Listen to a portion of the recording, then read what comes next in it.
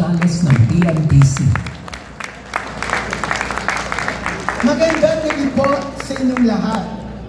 Narito tayo muli para mamahagi ng parangal sa mga umangat sa mundo ng pelikula, mapa-mainstream, independent, o short film man.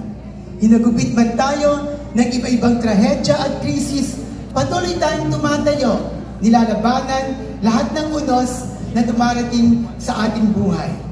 Para ring pelikula, may mga pagsubok, may mga tagumpay, pero dire-diretso pa rin ang magigiting nating producers sa paggawa ng mga obrang pwedeng may pagpalaki, hindi lamang dito sa atin, kundi maging sa buong mundo.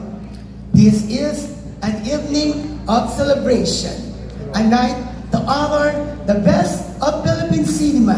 Isang gabi ng pasasalamat para sa mga pelikulang nagpasaya, nagpaiyak, nagpatawa, at pumukaw sa ating mga damdamin. Muli, sa bumubuo ng Philippine Movie Press Club, kasama ng opisyales at miyembro nito, we would like to welcome you to the 30th PMDC